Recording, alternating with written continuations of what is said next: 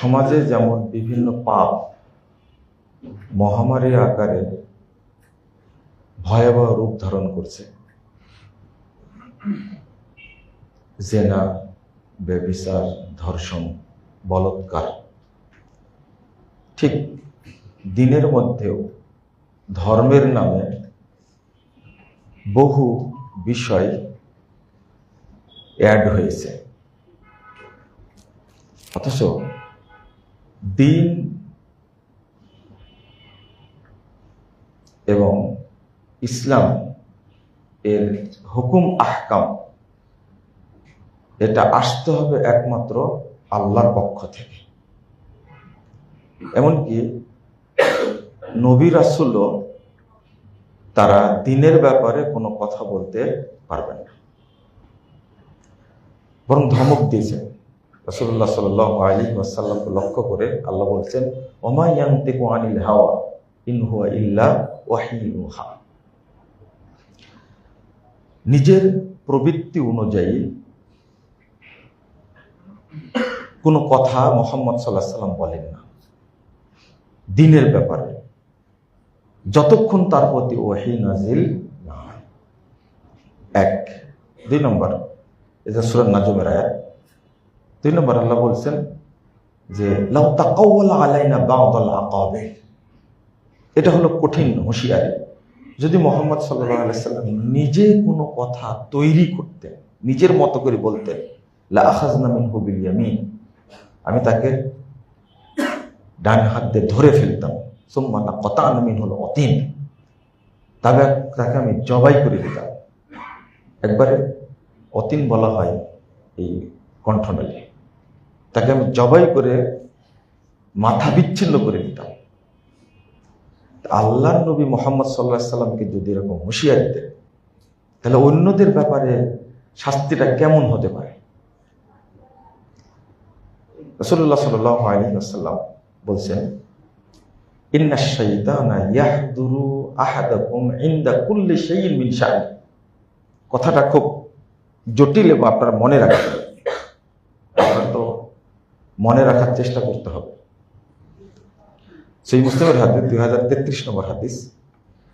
যত দিনের মধ্যে যত কিছু অ্যাড হয়েছে, বেদাত হোক, জাল হাদিস হোক, কুফরি হোক, এই একটা করেছে কিন্তু ইবলিস শয়তান সরাসরি। ওয়াযায়্যানা লাহুমুশ শাইতানু আমালাহুম, আল্লাহ বলছেন শয়তান তাদের আমলগুলোকে সুন্দর করে উপস্থাপন করে যেন এগুলো করে। দিনের প্রতি ঝোঁক নাই, কিন্তু যেটা বেদিন ওইটার প্রতি ঝোঁক বেশি। তো শয়তান মানুষের শত্রু। আল্লাহ বলছে ফাত্তাখিযুহু আদুওয়া, তোমরা শয়তানকে শত্রু হিসাবেই গ্রহণ করো, মনে করো সব শয়তান এগুলো করছে। এমনকি আপনি হোঁচটকে পড়ে যাচ্ছেন, এটাও কে করেছে? শয়তান। আপনার হাত থেকে কোনো জিনিস পড়ে গেছে, এটাও কি করেছে? শয়তান। ভাত খেতে গিয়ে একটা দানা পড়ে গেছে, এটাও কে করেছে? শয়তান করেছে। ছোট ছোট যত কাজ। তাই রাসূল সাল্লাল্লাহু আলাইহি ওয়াসাল্লাম বলছেন সহিহ মুসলিমের হাদিস, ইন্নাশ শাইতানা ইয়াহদুরু আহাদাকুম ইনদা কুল্লি শাইইন মিন শা'নি। তোমাদের প্রত্যেকটি মুহূর্তে, প্রত্যেকটি কাজে শয়তান উপস্থিত থাকে, প্রতিটি কাজে। এজন্য একজন মুমিন বান্দাকে শয়তানকে মোকাবেলা করতে হবে, এটা সারাদিন মনে রাখতে হবে। শয়তান আপনার সালাত দেরি করায়, সালাতের টাইম হয়ে গেছে, আজান হয়ে গেছে, মোবাইল নিয়ে বসে আছেন, শয়তান ওইটাকে আপনি আরো আগ্রহ তৈরি করছে। দেখতে দেখতে 15 মিনিট চলে গেছে, মানে একামত হয়ে গেছে, 2 রাকাত শেষ হয়ে গেছে, আর তখন আফসোস, তখন শয়তান নায়ার যে এই যে আকর্ষণ করে। এর আগে একদিন খুতবায় বলেছি, আপনারা ভুলে গেছেন, শয়তানের কয় দফা কর্মসূচি আছে? একজন বলেন তো দেখি, মনে আছে কিনা? শয়তানের কর্মসূচি কয় দফা? 7 দফা। কয় দফা? 7 দফা। তার মধ্যে এটা একটা দফা। ও ভালো কাজ মানে ফরজ কাজগুলো থেকে বিরত রাখার জন্য ছোটখাটো কাজ দিয়ে কি করে, ব্যস্ত রাখে। তুই ওটা করার দরকার নাই। যেটা খুব জরুরি, আমরা এক কথায় বলি, ফারায়েজ নিয়ে কোনো চিন্তা নাই, শুধু মিথ্যা ফজিলত নিয়ে বেশি চিন্তা। তো শয়তান যে কাজগুলো করে এটা আপনাকে এলমে, ইয়াকিনে, হৃদয়ে, মন, মগজে এটা আপনাকে ধরে নিতে হবে যে এই কাজগুলো কে করে, শয়তান করে।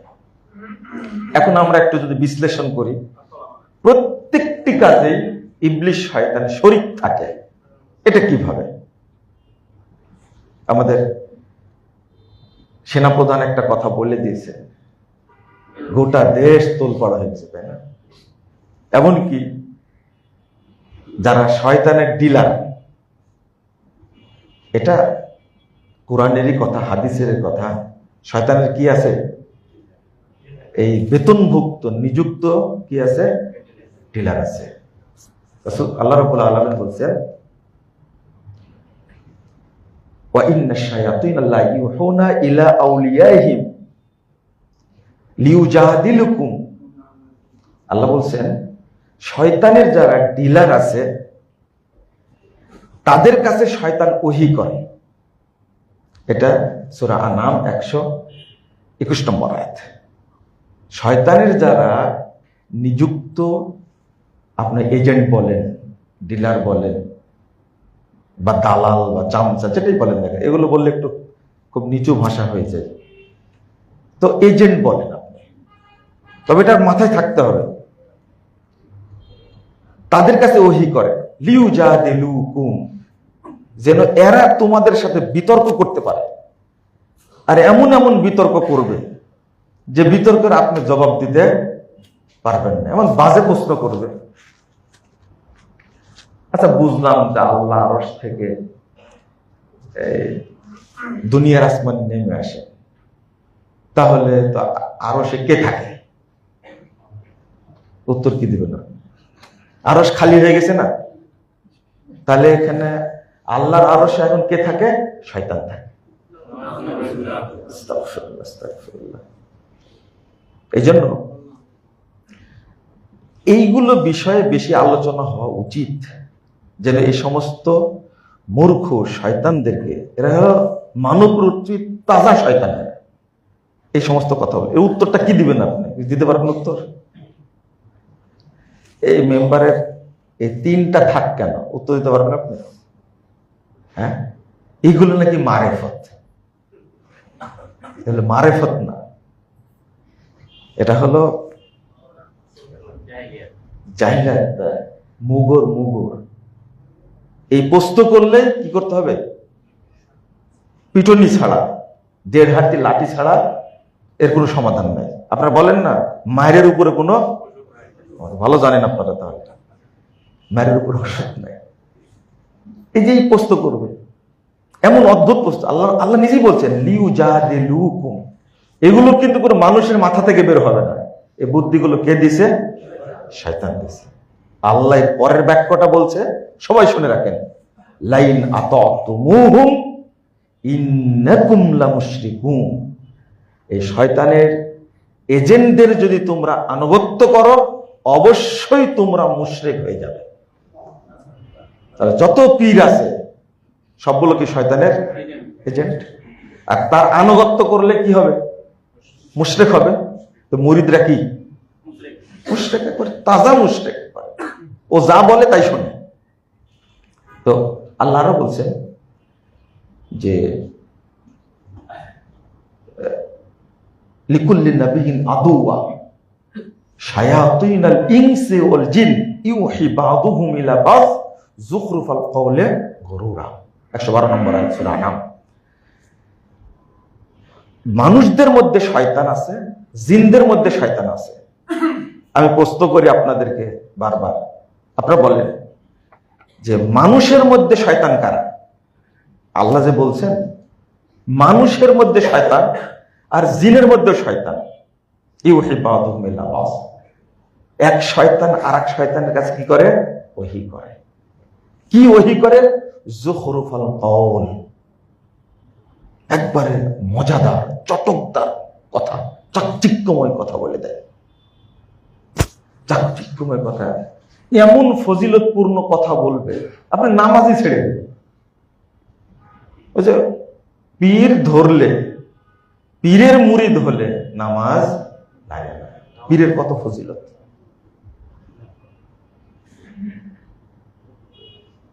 এরপরে বলছেন মান আরাফা নাফসাহু ফাকাদ আরাফা রাব্বাহ, যে নিজেকে চিনল সে রবকে চিনল। ওয়াসাকাতাত আনহু শারাই, যখন রবকে চিনে ফেললো তখন তার উপর থেকে শরীয়ত সব কিছু রহিত হয়ে গেল। কি সুন্দর করে। এজন্য মানসুর হাল্লাজ, তারপরে বাইজিদ বুস্তামি, এই সমস্ত ইবলিসদের বক্তব্য এগুলো। সাকাতাত আনহু শারাই, সেই ইমাম ইবনু হাদাম আন্দালুসি আপনার 456 হিজরিতে এই কথা লিখছে। সাকাতাত আনহু শারাই মান আরাফা নাফসাহু ফাকাদ আরাফা রাব্বাহ, রবকে চিনলে, নিজেকে যে চিনলো সে কি রবকে চিনে ফেললো। আর যখন রবকে চিনে ফেললো তখন তার উপরে কোনো শরীয়ত থাকে না, নামাজ রোজা হজ যাকাত কিছুই লাগে না। এই যে এত সুন্দর ফজিলত বললে, শুধু ছাড়, শুধু কি ছাড়, আপনাকে কোনো কাজ করা লাগবে না, নামাজ পড়া লাগবে না, রোজা রাখা লাগবে না। আল্লাহ বলছেন যুখরুফাল কওল, একবার মজাদার কথা বলবে। আর বলবে কি যে আরে একবার সুবহানাল্লাহ বললে 49 কোটি নেকি হয়। কত সুন্দর কথা, এত সুন্দর কি কথা হয়। অথচ রাসূল সাল্লাল্লাহু আলাইহি ওয়াসাল্লাম বলছেন সুবহানাল্লাহ কেউ যদি একবার বলে 7টি আসমানে 7টি জমিনে যত ফাঁকা জায়গা আছে নেকিতে পূর্ণ করে দেবে। এটা সহিহ মুসলিমের হাদিস, 232 নম্বর হাদিস। আপনি একটু চিন্তা করেন, সুবহানাল্লাহ 12টা বাজায়নি, মর্যাদা নষ্ট করেননি সুবহানাল্লাহ। সুবহানাল্লাহ বাক্যটা কিন্তু সাধারণ কোনো বাক্য না। রাসূল সাল্লাল্লাহু আলাইহি ওয়াসাল্লাম বলছেন সুবহানাল্লাহি ওয়া বিহামদিহি, শুধু এই বাক্যটার কারণে মাখলুকাতের যত জীব আসছে আল্লাহ তাদেরকে খাবার দান করে।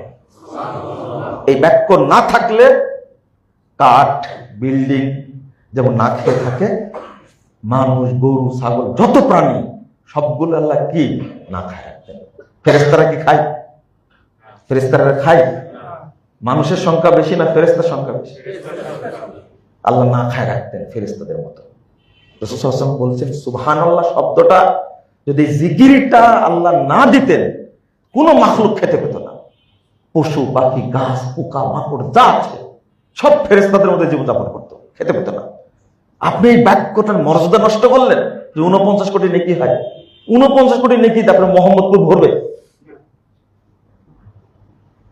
আল্লাহ নবী বলছেন আসমান, 7টি আসমানে যত ফাঁকা জায়গা আছে, 7টি জমিনে যত ফাঁকা জায়গা আছে সব আল্লাহ নেকিতে পূর্ণ করে দিয়েছে। সুবহানাল্লাহ, এত দাম, আপনি মর্যাদা নষ্ট করলেন। ও বেয়াকুব জানে না, ওই 49 কোটির কথা শুনি ও পাগল হয়ে গেছে, জানে না যে। আর কেউ যদি বাইতুল মাকদেসে 2 রাকাত সালাত আদায় করে তার নেকি কত হবে? আমি ভুলে গেছি। না না না, আপনি তো 500 বলছেন, এটা সহিহ হাদিস। কত নাকি হবে? 500 বাইতুল মাকদেসে।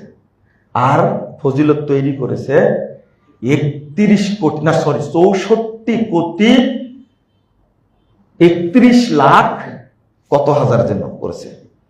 এত সুন্দর ফজিলত বললে এটা কি যুখরুফাল কওল, চাকচিক্যময় কথা। কেউ যদি টিস্যু নিয়ে, ঢেল নিয়ে, তারপরে হাঁটাহাঁটি করে এই পবিত্রতা হাসিল করে, 14 পারা কোরআন পড়ার সমান সওয়াব পাবে। আর টঙ্গীর মাঠে যদি যায় তাহলে কি পাবে? হজ্জের নেকি পাবে। চিন্তা করে, টঙ্গীর মাঠে, বাবা আমরা হজ করতে পারি না তো, তাই টঙ্গীর মাঠে যাই যেন হজ্জের একটা নেকি হয়। কি সুন্দর ফজিলত বর্ণনা করে দিছে। লা হাওলা ওয়ালা কুওয়াতা ইল্লা বিল্লাহ। এই যে আল্লাহ বলছেন যুখরুফাল কওল। এবার চলেন সব জায়গায় যে বেদাত। এবং মুহাম্মদুর রাসূলুল্লাহ সাল্লাল্লাহু আলাইহি ওয়াসাল্লাম বললেন, তোমার প্রত্যেকটা কাজে শয়তান কি থাকে? শরীক থাকে। মনে রাখবেন একটা ছোট্ট পয়েন্ট, ভুল করলে তার সমাধান আছে। ভুল করলে, যেমন একটা উদাহরণ, সহজ উদাহরণ, আপনি একজন মানুষকে গালি দিয়েছেন, সমাধান কি? তওবা। তওবা, তাই না? আস্তাগফিরুল্লাহ, তওবা। সমাধান আছে, তাই না? এটা সমাধান আছে। আপনি মিনায় অবস্থান করতে হয়, অবস্থান করেননি, কি সমাধান? দম দিতে হবে। কিন্তু মিকাতে গিয়ে ইহরাম বাঁধতে হয়, কিন্তু তালবিয়া পড়া শুরু করেছেন বিমানবন্দরে, সমাধান কি? এটাই বিদআত, এটাই ইবলিসি আমল। আর এইটা আমলের সাথে যোগ হলে সাথে সাথে আমল কি হয়ে যায়? বাতিল হয়ে যায়। আশা করি বুঝতে পেরেছেন। আপনার সাথে দেখা হলো, এই শুরু, দেখা হয়ে কথাবার্তা বলবো, মিটিং করব, অনেক দিনই আলোচনা করব, কিন্তু দেখা হয়ে আসসালামু আলাইকুম ওয়া রাহমাতুল্লাহি তাআলা ওয়া বারাকাতুহু এই শুরু হলো। যখন আলোচনা সব তালা দেয়া শুরু হয়েছে, তখন যা কিছু করবেন এখানে সব কি হয়ে যাবে? বাতিল, বাতিল। এই যে শুরু, কেন? আল্লাহ রাব্বুল আলামিন বলছেন, রাসূল সাল্লাল্লাহু আলাইহি ওয়াসাল্লাম, সাহাবা কেরাম বলছেন আসসালামু আলাইকুম ওয়া রাহমাতুল্লাহ। তুমি তালা মারলে কেন এই জায়গাতে? তুমি যত বড়ই পণ্ডিত হও, এটা কি? হারাম, মানে এক। আর এই সালামের যে ফজিলতটা কত গুরুত্বপূর্ণ। রাসূল সাল্লাল্লাহু আলাইহি ওয়াসাল্লাম বলছেন, যে ব্যক্তি সালাম দিল, মুসাফা করলো, মা মিন মুসলিমাইনি ইয়ালতাকিয়ানি ফায়াতাসাফাহান ইল্লা গুফিরা লাহুমা ক্বাবলা আন ইয়াফতারিকা।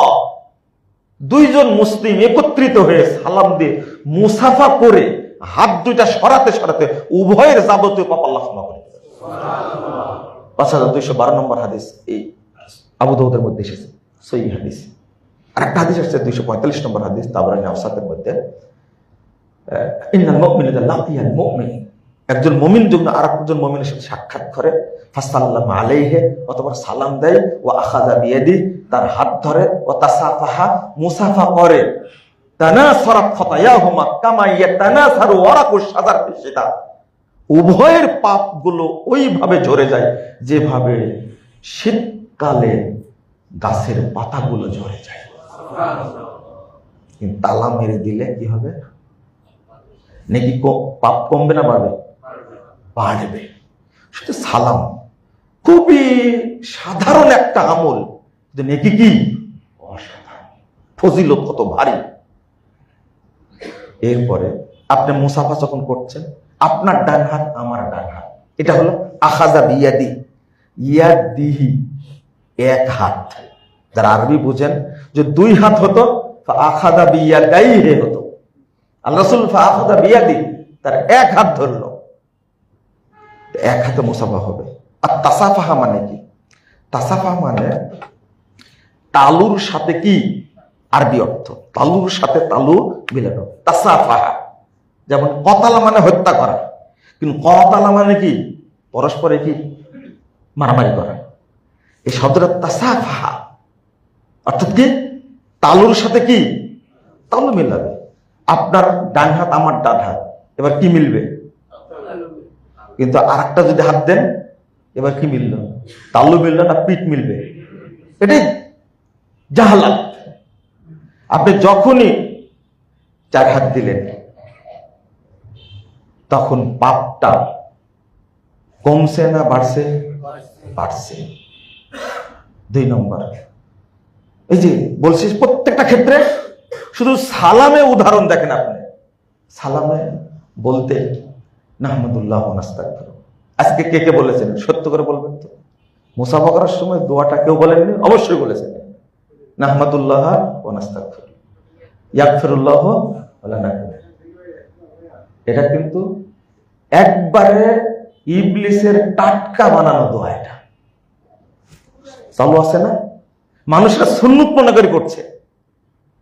আমি বেদাতের বিরুদ্ধে যতই কঠোর বক্তব্য দিই না কেন, উদাহরণ দিতে গেলে আপনাদের মন খারাপ হয়ে যায়, মনটা উল্টাপাল্টা হয়ে যায়। এখন কি শুরু করলো বলা, আপনার মনে তখন বলে যে মুজাফফরই সব জানে, আর কেউ জানে না, এত আলেম এগুলো করে গেল, আর ও কি জানে।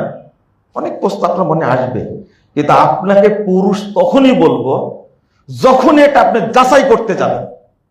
আমি যাচাই করে দেখি এটা, তখন আপনাকে পুরুষ বলবো। তার আগ পর্যন্ত আপনি কাপুরুষ। আপনার মনে যদি কুতকুত করে যে খুলু উল্টা পাল্টা বলতেই আছে, আপনি যাচাই করেন শরীয়ত তো আমার বাপেরও না, আপনার বাপারও না, খুঁজে দেখেন পান কিনা। এরপরে আপনার হাতটা ছেড়ে দিয়ে কোথায় লাগালেন? বুকে লাগালেন। বলেন পাপ কমছে না বাড়ছে? এরপরে এটা চুমু দিয়ে দিলেন মহব্বতের ঠেলায়। এরপরে কি করলেন? ভাই দোয়া করে কি বললেন? ফিয়ামানিল্লাহ, তাই না? এই পুরো পর্বটা কি হয়ে গেছে? ইবলিস শয়তান শুধু মুসাফার ক্ষেত্রে 7টি বেদাতের আমদানি করেছে, একটা না। এই মুসাফাকে বাতিল করার জন্য, মুসাফাকে বাতিল করার জন্য, নেকি যেন না পায়। এর আর একটা তত্ত্ব হলো, আপনি মুসাফা করলেন, সুন্নাহ অনুযায়ী পাপগুলো ক্ষমা হয়ে গেল। এখন আপনি যত কথা বলবেন, দিনই কাজ করবেন, ওই মিটিংয়ে, ওই বৈঠকে, আল্লাহ সব কবুল করে নেবেন। কারণ একটা পাপ নাই আপনার। প্রতিটা ইবাদতে আল্লাহু আকবার বলে হাত বেঁধেছেন, তাই না? আল্লাহুম্মা বাঈদ বাইনি ওয়া বাইনা খাতায়া কামা বা'আদতা বাইনাল মাশরিক ওয়াল মাগরিব পড়লেন, মানে আপনি এখন পাপ থেকে মুক্ত। যা দোয়া করবেন আল্লাহ সব কি করবেন? কবুল করবেন।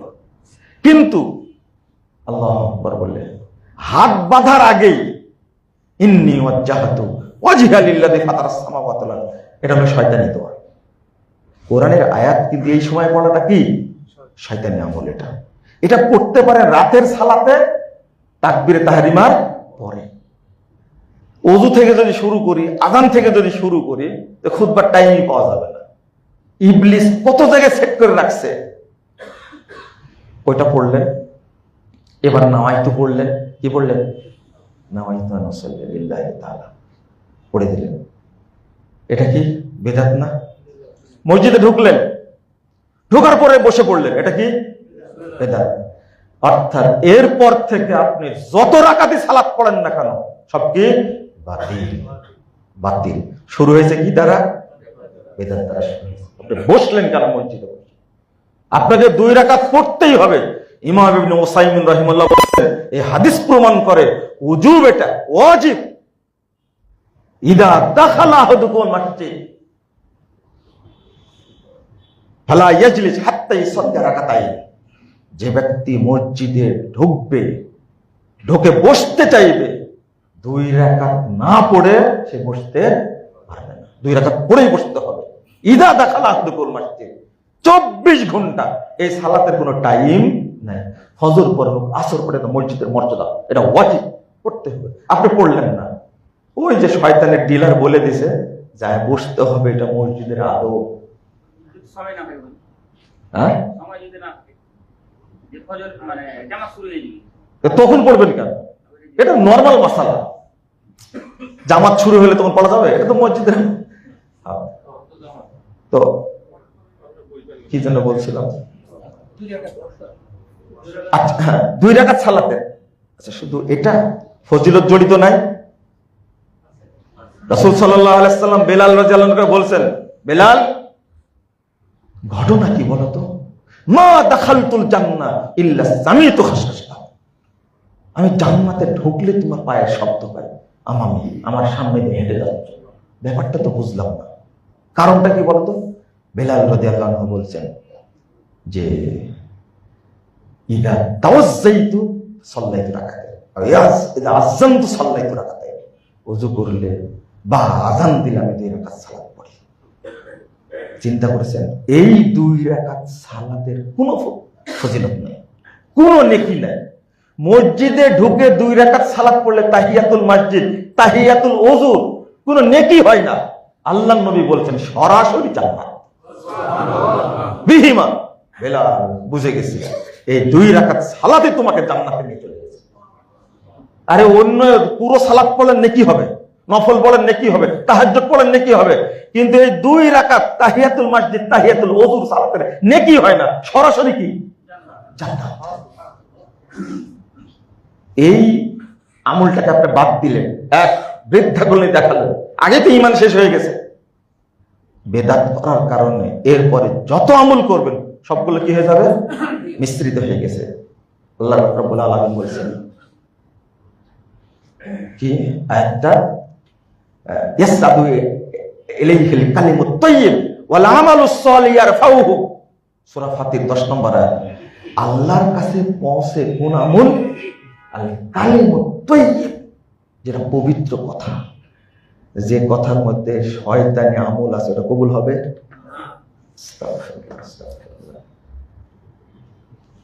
ওয়াল আমালুস সালিহ, আর পবিত্র আমল যেটা সেটা কবুল হবে। আমরা আসলে বুঝতে চাই না যে কি পরিমাণ বেদাত ঢুকে আছে। ওযু করলেন, ওযুর শুরুতেই কয়েকটা দোয়া তৈরি হয়েছে, made in India, made in Bangladesh. কি দোয়া? আলহামদুলিল্লাহ আলা দীনিল ইসলাম, আল ইসলাম হাক্কুন ওয়াল কুফরু বাতিলুন ওয়াল ঈমানু নূরুন। বিসমিল্লাহ আছে আউট। রাসূল সাল্লাল্লাহু আলাইহি ওয়াসাল্লাম বলেছেন কি, বিসমিল্লাহ, শুরু হয়ে গেছে। ওই দোয়া পড়ে যে ব্যক্তি ওযু শুরু করবে তার ওযু কি, ওযু হবে না। কুলি করার এক দোয়া, হাত ধোয়ার এক দোয়া, কান মাসা করার এক দোয়া, মাথা মাসা করার এক দোয়া, পা ধোয়ার এক দোয়া, সব made in India. Ashraf Ali Thanvi যা বলে গেছে ওইটা আমল করে। এইগুলো বলবে না, কেউ বলবে না। আর বেদাতীদের আস্ফালন যে এত বেশি শুরু হয়ে গেছে। দেখেন কিছু কিছু আল খেল্লাওয়ালা ইবলিসের ডিলার আছে, সেনাপ্রধানের বক্তব্যটা নেই, এমন চাঞ্চল্য তৈরি করেছে তারা, তাদের দিনের রাতের ঘুম কি হয়ে গেছে, হারাম হয়ে গেছে। হায় হায় হায়, দেশের সেনাপ্রধান এই কথা বলে, কি সালাতে নামাজে বেদাত, সব ইবাদতে করতে বেদাত, দুয়ায় বেদাত। মানে উনি যে বুঝে গেছেন, বেদাতিরা কি টের পেয়ে গেছে। আবার ইসলামিক ইনস্টিটিউট সারা বাংলাদেশে কয়টা করবেন ঘোষণা দিয়েছেন। এগুলোতে কারা পড়াশোনা করবে? তাহলে কি তৈরি হবে, পরবর্তীতে কি ভার্সন আসবে? তোমরা যতই চেষ্টা করো, এই মাজার পূজার ব্যবসা বাংলাদেশে থাকবে না ইনশাআল্লাহ, থাকবে না। যারা তৈরি করেছে তারাই মাজার ভাঙবে ইনশাআল্লাহ। এই দাওয়াত যদি চলতে থাকে, এই দাওয়াত যদি চলতে থাকে, আমি বলবো পিস টিভিটা আবার চালু করে দেন। বেদাতীদের ষড়যন্ত্র আপনারা এটা করেছেন, এটা যদি পরিষ্কার হয় তো এটা আবার চালু করে দেন। লাল বাতি জ্বলছে, আগামী দিনে বাতি বন্ধ হবে ইনশাআল্লাহ, আর চলবে না এটা। এই ভয়ের কারণে একজন জেনারেল শিক্ষিত মানুষ তো সেনাপ্রধান বলেছে, কেন বলেছে, কি কারণে বলেছে, ওটা তো আর বলা যাবে না। আমি একটা কথা বলি, ইমাম বুখারী কি দোষ করেছে? ও বেটা আহলে হাদিস। ইমাম মুসলিম কি দোষ করেছে? ও বেটা আহলে হাদিস। ইমাম আবু দাউদ ও তো আহলে হাদিসের নেতা। ইমাম তিরমিজি ও পাকা আহলে হাদিস। ইমাম নাসাই ও বেটা আরো পড়া সালাফি। ইমাম ইবনে মাজাহ, ওরে বাবা রে বাবা, ঝাঁঝালো জিনিস। ইবনে মাজাহ শুরুতেই সব বেদাতকে কি করে দিছে, আউট করে দিছে। 6 জন কুতুবে সিত্তার আলেম, এত বড় আলেম, তারা সবাই যদি আহলে হাদিস হয়, আপনারা কি ছেড়েছেন? তাহলে একটু মুরব্বীর কথা নকল করলো, কি ছেড়েছেন আপনারা? সব মুহাদ্দিস যদি আহলে হাদিস হয়, তারপরে কি করেছেন? ঘোষ গাছ কেটেছেন। দেখেন সবার দোষ ইমাম মালিককে, ইমাম শাফিকে, ইমাম আহমদ বিন হাম্বলকে বলে সবাই আহলে হাদিস। আরে ইমাম আবু হানিফা আহলে হাদিস, তোমার স্বীকার করো না। তাই তার একটা বক্তব্য যদি হয়, তাহলে সালাতে বেদাত থাকতে পারে না, হজে বেদাত থাকতে পারে না, সিয়ামে বেদাত থাকতে পারে না, যাকাতে বেদাত থাকতে পারে না, মসজিদে বেদাত থাকতে পারবে না। ইযা সাহাল হাদিস ফাহুয়া মাযহাবি। যখন হাদিস সহিহ হবে তখন তোমরা জেনে রাখো সেটাই আমার মাযহাব।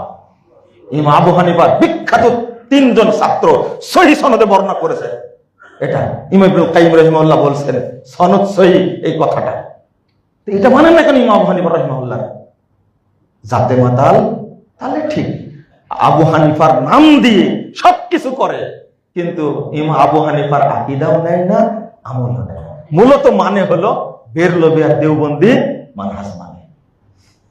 আপনারা আমরা চেষ্টা করব বেদাতীদের কাছ থেকে ইলম না নেওয়ার। এটা কিন্তু কিয়ামতের আলামত। আমি কয়েকটা কথা পড়ব, একটু খেয়াল করেন। আল্লাহ রাসূল সাল্লাল্লাহু আলাইহি ওয়াসাল্লাম বলছেন, ইন্না মিন আশরাতিস সাআহ, কিয়ামতের আলামতের মধ্যে একটা, আইয়ুল তামাসাল ইলম ইনদাল মাসাবির, বেদাতীদের কাছ থেকে ইলম নেওয়াটা হলো ধ্বংসের লক্ষণ। যেদিন আপনি ওই যে একটা বক্তব্য দিলাম, তা আপনারা খুব খেপে গেলেন, ইউটিউবে ক্লিক করেছেন, দেখি হুজুর কি বলে, কি বলে সেটা দেখলেন না, শুধু ক্লিক করলে জেনা করার চেয়ে বড় পাপ হবে। আজমাল আইম্মাতুল মুজতাহিদু, ইমামগণ একমত পোষণ করেছেন, লা ইউখাযুল ইলমু আনিল মুবতাদি, বেদাতির কাছ থেকে ইলম নেওয়া যাবে না। ওয়াকালু আয-যিনা আকবারুল কাবায়ের আখাফু আইয়াসআলা শাখসু আন মুবতাদি, জিনা সবচেয়ে বড় পাপ, কিন্তু তার চেয়ে বড় পাপ হলো কোন ব্যক্তির কাছে, বেদাতির কাছ থেকে মাসালা জিজ্ঞেস করা। এটা ইমামগণ এভাবে একমত। এর কথাটা আমার না, তো কত ভয়ানক। ইবনে মাসউদ রাদিয়াল্লাহু আনহু বলছেন যে ইন্না হাদাল লা ইয়াজালুন নাসু বিখাইরিন, মানুষরা ততদিন কল্যাণের মধ্যে থাকবে যতদিন আখাযু ইলমা আনিল আকাবির। ইবনে মাসউদ সিনিয়র সাহাবী, তিনি বলছেন যারা আগের সাহাবীদের কাছ থেকে ইলম গ্রহণ করবে ততদিন তারা কল্যাণের মধ্যে থাকবে। ওয়াইলা আখাযুহু আনিল আসাবির হালাকু, আর যেদিন বেদাতদের কাছ থেকে ইলম নেবে সেদিন তারা কি হয়ে যাবে? ধ্বংস হয়ে যাবে। আল্লাহ আমাদের হেফাজত করুন, আমিন।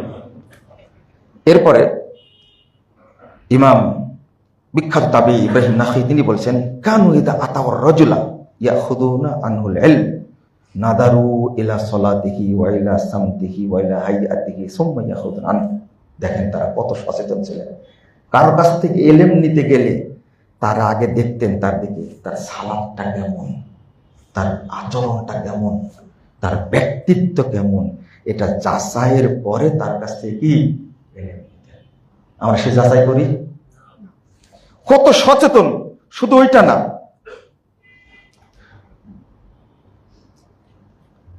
ইবনে সিরিন এবং হাসান বাসরি তিনি বলছেন, লা তুজালিসু আহলাল আহওয়া, ওই যে একটা কথা বললাম, লা ইয়ানতিকু আনিল হাওয়া, এই হাওয়াটা ব্যবহার করার কারণ হলো সাহাবী তাবেরা ব্যবহার করেছেন যে তোমরা তাদের সাথে বসো না, উঠা বসা করো না, ওয়ালা তুজালিদুহুম ওয়ালা তাসমাউ মিনহুম, তর্কও করো না, তার কাছ থেকে শিখো না। এই হাওয়া অর্থ হলো, বিখ্যাত তাবী ইমাম শাবি বলেছেন, হাওয়া অর্থ হলো তারা জাহান্নামের দিকে ধাবিত হবে, এই জন্য তাদেরকে আহলুল আহওয়া বলা হয়। যারাই পাপ করবে তারা জাহান্নামে যাবে।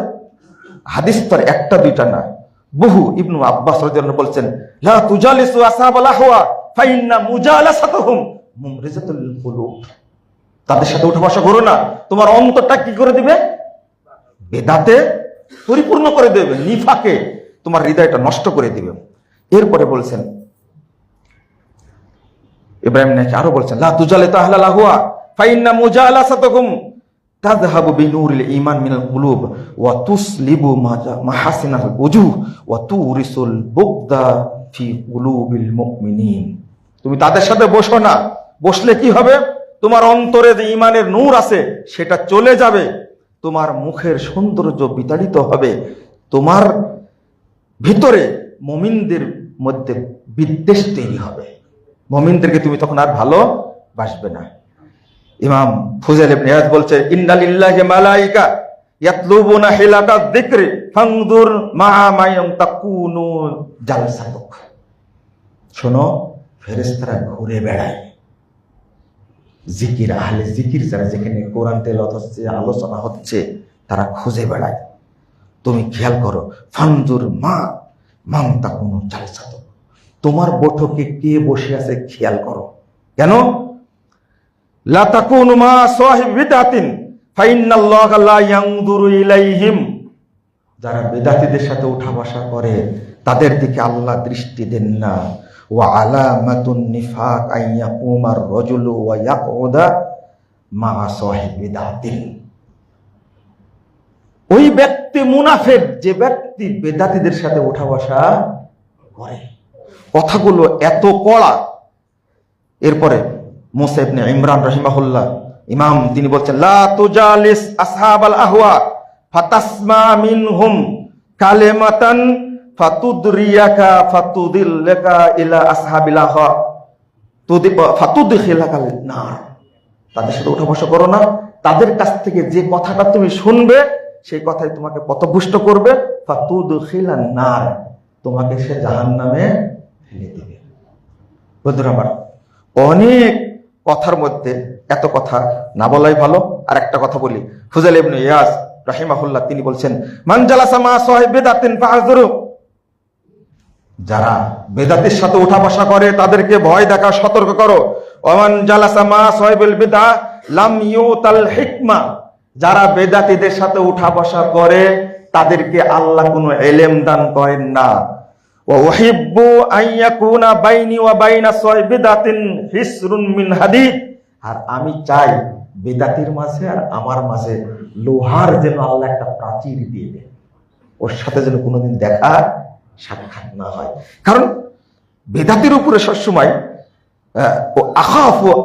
আখাফু আন তানজিলা আলাইকা লানা, তুমি বেদাতির সাথে যেও না, আমি ভয় করি আল্লাহ তোমার উপরে লানত নাজিল করবে। বন্ধুরা আমার, আশা করি আপনারা প্রত্যেকটা আমল যাচাই করবেন ইনশাআল্লাহ। আপনারা জানেন 20 মণ দুধের মধ্যে যদি মাত্র 1 মগ গরুর পেশাব দেওয়া হয়, তাহলে দুধ কি হয়ে যাবে? ঘি হয়ে যাবে, মাখন হয়ে যাবে, দুধ নষ্ট হয়ে যাবে, তাই না? নষ্ট হয়ে যাবে। 1 গ্লাস পানির মধ্যে আপনার বাচ্চারই যদি একটু একবারে সাদা পেশাব, কেবল 2 মাস বয়স হয়েছে, ওই বাচ্চার পেশাব দিলে কি বোঝা যাবে? ওই পানি খাওয়া যাবে না? কেন কিয়াস করে নেন? ছোট বাচ্চার পেশাব, ছেলে বাচ্চার পেশাব যদি কাপড়ে ভরে, তাহলে কি পানি ছিটে দিলে কি হয়ে যায়? অর্থাৎ পেশাব কি ভালো, পানির মধ্যে দিয়ে কি খাওয়া যাবে তাহলে? হ্যাঁ, আল্লাহর কাছে শয়তানের তৈরি আমল মিশ্রিত হলে সেই আমল পৌঁছবে? যারা ওযুতে ঘাল মাসা করে তাদের ওযু হয় বাতিল, ওযু না হলে নামাজ হয়ে যাবে। কোন পাগলে বিশ্বাস করে? এগুলো খেয়াল করবেন। শেষে আমি বলতে চাই, বেদাতের পিছনে ছুটবেন না। আবার বর্তমান প্রেক্ষাপটে যা শুরু হয়েছে পুরো বাংলাদেশ ব্যাপী, আল্লাহ তুমি আমাদের দেশকে হেফাজত করো। প্রথম দোয়াটা করে নি, ধর্ষণ আর বলাৎকার, তাই না? ধর্ষণের শাস্তি কি? না, ভুল হয়ে গেল। সমকামিতা, সংক্ষেপে বলি, ধর্ষণের শাস্তি সাথে সাথে মেরে ফেলে দেওয়া, স্পটে মেরে ফেলে দিতে হবে। ধর্ষণের সূরা মায়েদা 23 নম্বর আয়াত আল্লাহ রাব্বুল আলামিন বলছেন, ইন্নামা জাযাউল লাযীনা ইউহারিবুনাল্লাহ ওয়া রাসূলাহু ওয়া ইয়াসাউনা ফিল আরযি ফাসাদা আন ইউকাত্তিলু ওয়া আও ইউসাল্লিবু আও তুকাত্তা আইদিয়াহুম ওয়া আরজুলুহুম মিন খিলাফ। আল্লাহ রাব্বুল আলামিন বলে দিয়েছেন, যারা আল্লাহর সাথে রাসূলের সাথে যুদ্ধ করে তাদের, এবং ইয়াসাউনা ফিল আরযি ফাসাদা, জমিনে ফাসাদ সৃষ্টি করে তাদেরকে হত্যা করো অথবা শুলিতে চলাও, অথবা তাদেরকে হয় পায়ের অপরেরটা, হাত ডান কাটলে বাম পা কাটতে হবে, হাত বামটা কাটলে পাটা ডান কাটতে হবে।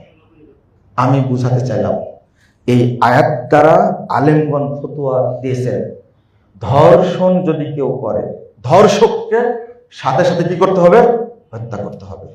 ধর্ষণ বেড়ে গেছে, আমাদের কথা সরকার মানবে না, কিন্তু আপনারা তো শুনবেন নাকি? এই যে পাপের শাস্তিটা কি? ধর্ষণ করেছে, ধর্ষিতা যে হবে তাকে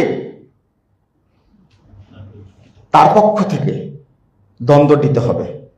ওকে তো হত্যা করা লাগবে, ক্ষতিপূরণ দেওয়া লাগবে না? ক্ষতিপূরণও দিতে হবে ধর্ষিতাকে। এখন তো চাচ্ছে, এই যে আল্লাহর বিধান এখন চাচ্ছে, অনেকেই বলছে না ধর্ষককে সাথে সাথে মেরে ফেলে দিতে হবে, পিটায় মারতে হবে। মারবে সরকার। কে মারবে? সরকার যদি বুঝতে পারে ধর্ষণ করেছে, ও এই ক্ষেত্রে ক্রস ফায়ার দিয়ে দেন আপনি, তা তো দিবেন না। ক্রস ফায়ার কাকে দিবেন? নতুন কথা উঠছে জানেন, গুম যে হয়েছিলেন আপনি, তার দলিল কি? শুনে তোমার মাথায় ঘুরে। আপনি গুম হয়েছেন, তার দলিল কি? একটু দলিল আছে? হ্যাঁ, 3 বছর 8 বছর 9 বছর ধরে নিয়ে রাখছে, আবার দলিল দিচ্ছে এসি ঘরে থাকলে আর কি গুম হয়? ওটা আমি তো গুম করিনি, আমার কোনো পাপের কোনো অনুশোচনাও আসবে না। আমি আপনাকে বলতে চাই যে গুমের কোনো কমিশন বাংলাদেশে নাই, আইনও নাই, ওই জন্যই এই জিনিসটা অ্যাপ্লাই করেছে। কথা বুঝতে পারলেন? আবার কেউ বলছেন আমাদের হযরত হাসেনা বাংলাদেশে আছে। এত বুদ্ধি তোমার! ধর্ষণের শাস্তি যে ডাইরেক্ট মৃত্যুদণ্ড, স্পটে মেরে ফেলে দিতে হবে, এটা কানে ঢোকে না তোমার? এটা বাস্তবায়ন করে একটা, সব কি হয়ে যাবে? সোজা হয়ে যাবে ইনশাআল্লাহ। 2 নম্বর, সমকামিতা, তার শাস্তি কি? হ্যাঁ,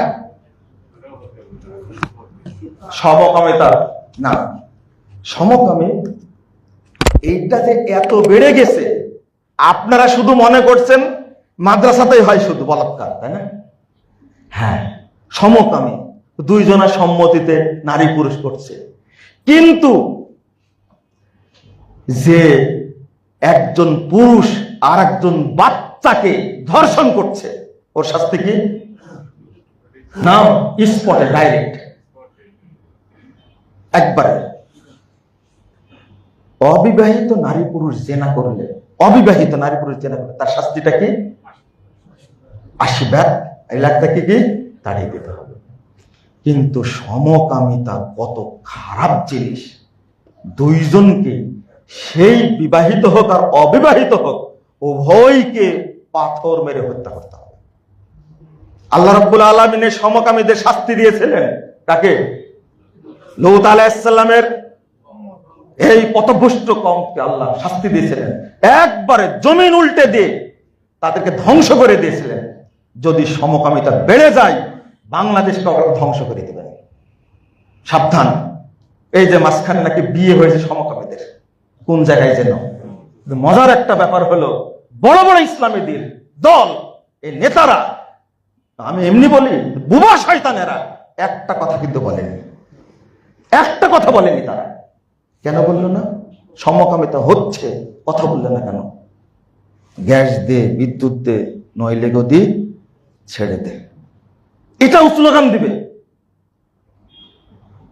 আকীদার একটা প্রসঙ্গ ছিল, আমি আর বলবো না, শুধু আমি 2টা হাদিস অনুবাদ করি।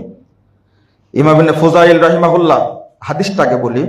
রাসূলুল্লাহ সাল্লাল্লাহু আলাইহি ওয়াসাল্লাম বলছেন, মান ওয়াজাদতুমুহু ইয়ামালু আমালা কওমি লূত ফাকতুলুল ফাইলা ওয়াল মাফউলা বিহ।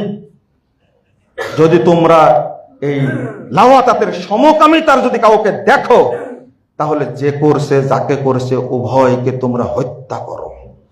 রাসূল সাল্লাল্লাহু আলাইহি ওয়াসাল্লাম বলছেন, উরজুমুল আলা ওয়াল আসফাল উরজুমুহুমা জামিআ। উপরের নিচের 2 জনকেই তোমরা পাথর মেরে হত্যা করো।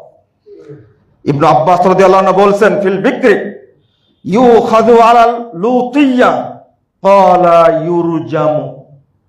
যদি অবিবাহিত নারী পুরুষ, অবিবাহিত 2 জনায়, অবিবাহিত ছেলে যদি জেনায় লিপ্ত হয়, অর্থাৎ সমকামিতায়, 2 জনায় অবিবাহিত মেয়ে যদি সমকামিতায় লিপ্ত হয়, দুইজনকেই পাথর মেরে হত্যা করতে হবে। তাহলে ছেলে মেয়ে যদি জিনা করে অবিবাহিত, তাকে 80 লাঠি মারতে হবে, 60 লাঠি মারতে হবে, বের করে দিতে হবে। ওই শাস্তিটা বেশি না পুরুষে পুরুষে জেনা, মহিলাতে মহিলাতে জেনা, এর শাস্তিটা বেশি?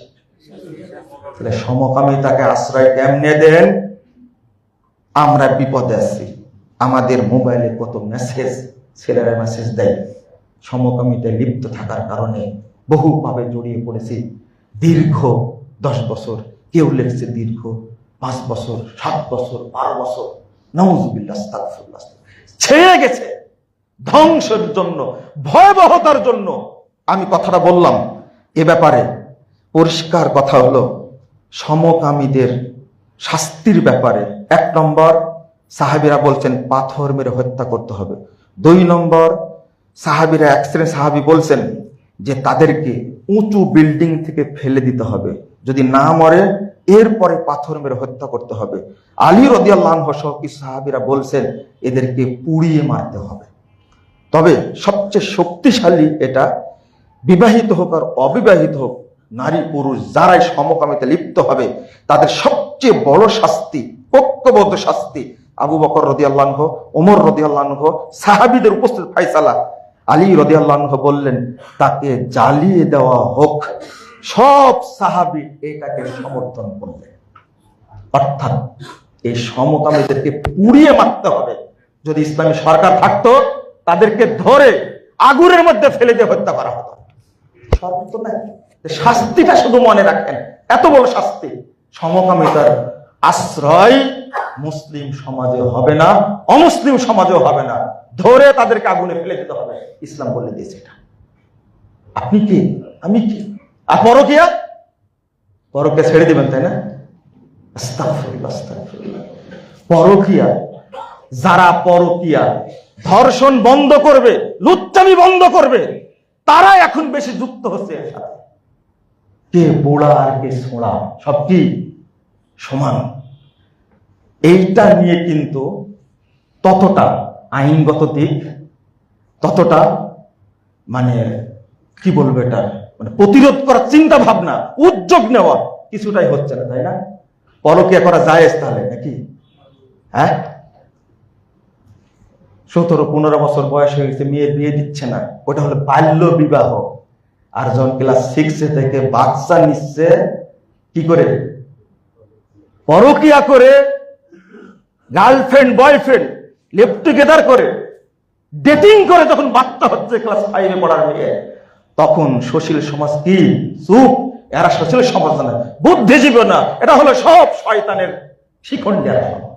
বসে থেকে কথা বলে, কোনো কথা নাই এদের ব্যাপারে। ওর নাম হচ্ছে বাল্য বিবাহ। গোটা দেশ ক্লাস 5-6 ছেলেরা, মেয়েরা ওই পাশ্চাত্যের দর্শন শিখে শেষ করে দেয় সমাজটাকে। আর আমরা এটা নিয়ে কোনো কথা বলতে চাই না। যারা নেতৃত্ব দিচ্ছে তারাও কথা বলতে চায় না। শুধু শুধু নেতৃত্ব আর চিন্তা ভাবনা। আর এ দেশ ভালো হবে কি করে? রাজনীতি করতে গিয়ে যে হচ্ছে, 24 পেয়ে মনে করেছিলেন জান্নাত পেয়ে গেছেন, এখন কি হচ্ছে? লজ্জা শরম কিছুই করে না। গেছেন কোন দিকে? ভালো হওয়ার কিছুটা চেষ্টা করে, ভালো তো হবে না। আস্তাগফিরুল্লাহ। এক একজন আরেকজনকে যেভাবে আক্রমণ করছে, কথা বলছে, যদি পাটোয়ারের মতো পাঠা থাকে এরকম, তাহলে আর যদি ফাক্কর নেতাদের বালখিল্যপূর্ণ বক্তব্য থাকে, এই ধর্ষণের দিকে তারা মনোযোগ দিবে? কোনোদিন দিবে না। সমকামিতার দিকে মনোযোগ দিবে? এই মন্ত্রীর মধ্যে কিছু শয়তান বসে আছে যারা সমকামিতাকে প্রমোট করে। জুলাই সনদ নিয়ে এত কিছু করছেন, সনদের মধ্যে ডক্টর ইউনূস সাহেব যা করে গেছে সেটা তো জানেন না? যে সনদে আল্লাহ শব্দটা একবার নাই, ইসলাম শব্দটা একবার নাই, মাদ্রাসা ছাত্র জীবন দেয়নি। আর সেই সনদ নিয়ে আপনারা এত তোলপাল করে দিলেন। ওই সনদ নিয়ে ব্যস্ত, সমকামিতা নিয়ে কোনো কথাবার্তা নেই, কোনো কথাবার্তা নেই। পরকিয়া নিয়ে কথাবার্তা নাই, ধর্ষণ হচ্ছে কোনো কথাবার্তা নাই। আল্লাহ তুমি আমাদের দেশকে হেফাজত করো, এই সমস্ত ইবলিসিপনা থেকে আল্লাহ তুমি হেফাজত করো। আর আমি প্রশাসনকে বলবো, সেনাপ্রধানকে বলবো, প্রধানমন্ত্রীকে বলবো, সমাজকে ভালোভাবে ভালো করতে হলে এইগুলোর বিরুদ্ধে পদক্ষেপ নিন, ইনশাআল্লাহ আল্লাহ রহমত দান করবেন। জাযাকুমুল্লাহ খাইরান ওয়া বারাকাল্লাহু ফিকুম।